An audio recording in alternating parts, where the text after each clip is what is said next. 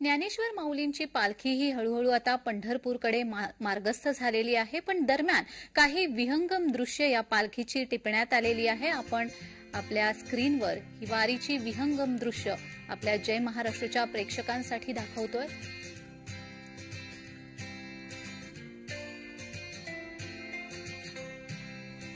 वारीची ही विहंगम दृश्य आपण जय महाराष्ट्रच्या प्रेक्षकांना दाखवतो आहोत.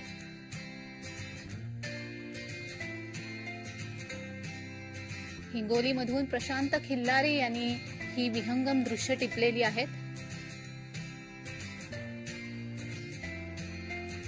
या रिंगणाची विहंगम दृश्य आपण जय महाराष्ट्रच्या प्रेक्षकांसाठी दाखवतोय.